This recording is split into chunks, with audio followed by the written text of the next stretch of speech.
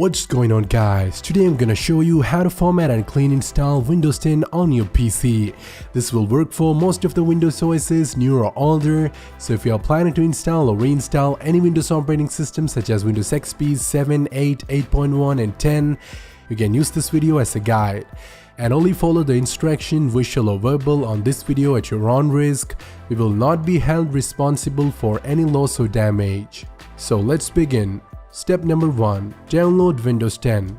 In this step, we're going to show you how to download the official Windows 10 ISO file to your PC for us to later burn it to a DVD or make a USB DVD with it. If you have the installation media already, you can probably skip the step or go to the site, link will be in the video description, and download this media creation tool. Once you have done that, open the file and you will see a window like this. Now click on accept, choose create installation media for another PC, click next. Now we'll show you some options to select your preferred language, your system architecture and edition. By default it is checked as the use recommended option for this PC, but what I recommend is uncheck this box and edit the information as you prefer.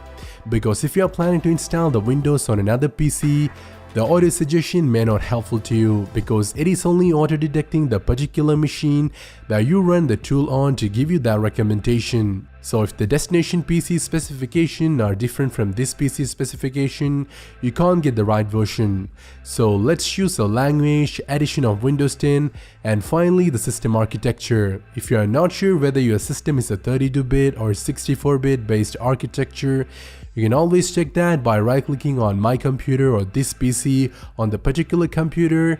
Now choose Properties from the right-click menu, and there you'll find your system architecture.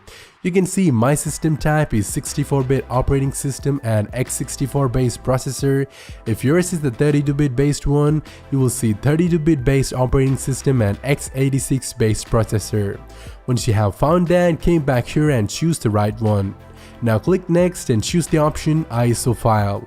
The reason why I'm choosing the ISO file over the USB flash drive because of its versatility. If I have an ISO, I can create pretty much any installation media I wish, such as DVD, USB DVD, or even I can save the ISO file for later installation on a new PC. So I don't have to download a new ISO file each time, and once it gets downloaded, hopefully we will make a USB DVD with it. So hit next and choose the download location, then click save. Now we'll download the Windows 10 ISO file. It will be approximately 2.73 GB if you are downloading the 32-bit version, and for the 64-bit version the size would be much higher, approximately 3.25 GB. Anyway, let's wait until it's download.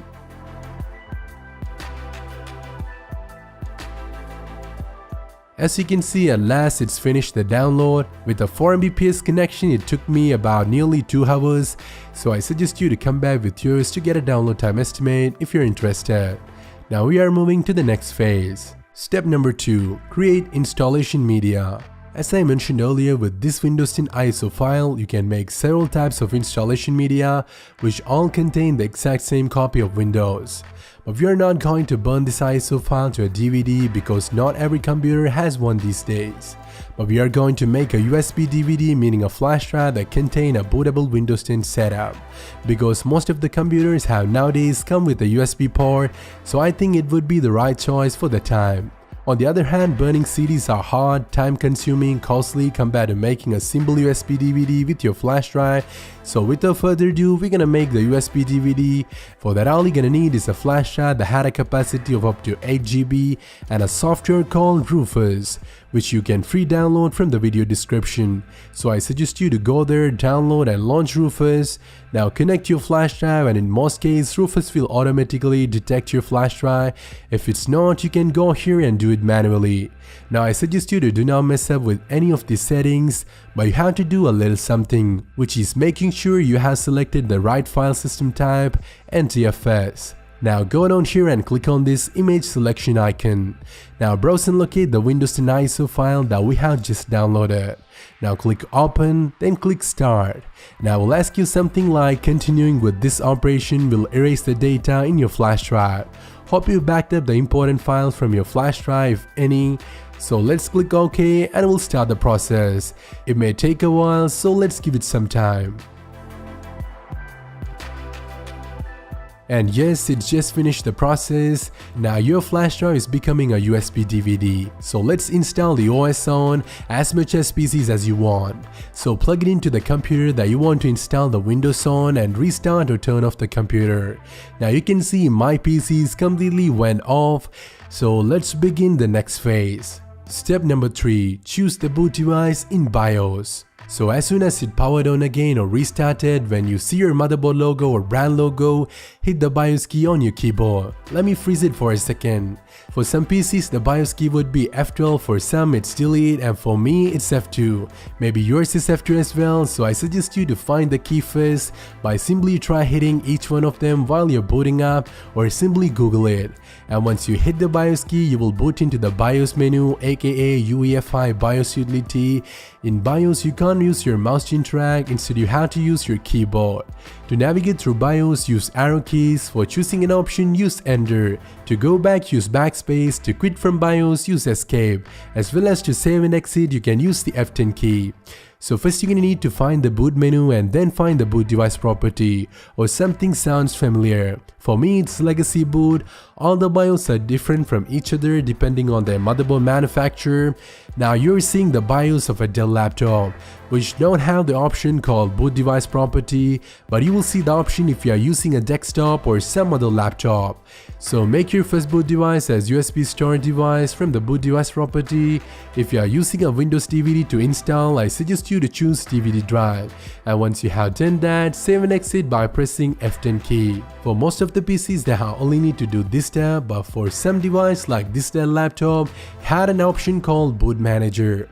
So we can hit F12 to get to the boot manager from the boot up screen. If you have the boot device property in your BIOS, you can skip this one. Now simply choose USB storage device and it will ask you to press any key to boot from USB, and that's what we are looking for. No matter you have used the BIOS or boot manager, you will see the screen asking you to press any key to boot from USB or DVD. So press some random key on your keyboard and it will boot up the Windows installation setup. So it's time for us to jump to the next phase. Step number 4. Install Windows 10 by formatting your PC. As you can see, we have just booted into the Windows 10 installation setup, so let me walk you through. Before that, make sure you are plugged in and connected to a stable power source, as well as make sure that you have at least 90% battery left on the device. Force shutdown or any power failure while installing the OS will cause your PC malfunctioning. We don't want that to happen, so watch it closely and understand the step before proceeding. On the Windows setup screen, we have to firstly need to choose a language to install, then choose your time and currency format, and finally the keyboard or input method. For me, all the default will be fine, so let's go ahead and hit next. Now click install now and it will start the installation setup. Now we'll ask you to enter the product key to activate Windows. If you have one, use it here, or you can do it later in case if you don't have. Now we'll show you the Microsoft terms and conditions to use their software, so scroll down and check I accept the license terms box. Now click next and from here choose custom install Windows only option, and it will bring you to the disk partition, which will help you to create, split and delete certain local disks. Now for this PC, there is already a partition going on. It got a 1 TB hard drive installed, and it's manually split between into two partitions, which had 150 GB on partition 2 and 781 GB on partition 3, which is approximately 1 TB. And you may notice that there is another partition which had a capacity of only 100 MB, which is the partition number 1. For your information, this is not a normal partition like 2 and 3, it is system reserved partition, meaning it is invisible on the Windows 10 interface. You could not see it in your this PC or my computer, but it's there in the memory invisibly only for the system itself. It uses the balanced unallocated space to create system drive and install operating system. So let's continue with the process. I have to give you a few more tips on this to make you an expert on Windows formatting and disk partition. So first of all, I'm gonna show you how to split an already created partition. And please be aware that doing this on a Windows setup will definitely clear any data on the particular partition. So if you have anything there, I suggest you to back it up before doing this.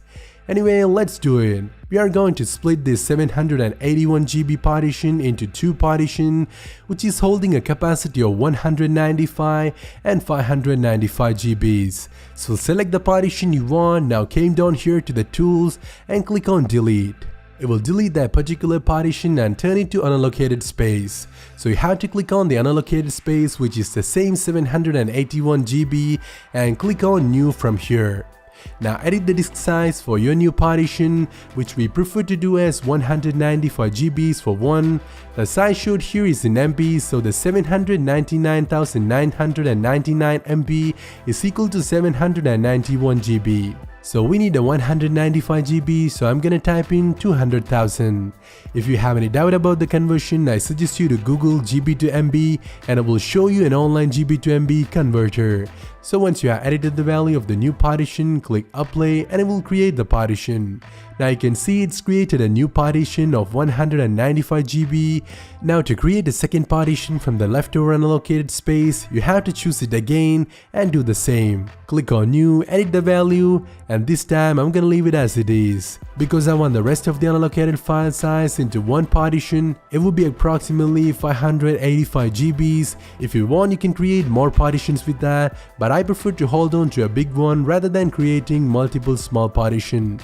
It is your personal choice, you can customize as the way you want. So whatever it is, that's how you can delete, create and split a partition.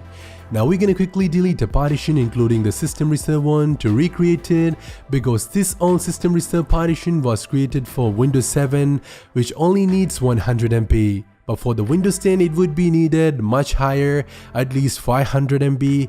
As well as the old one may keep on bugging you when you are booting up, like it may false recognize the old OS and it will ask you to choose between the old and new OSs each time, even if the old one was completely erased.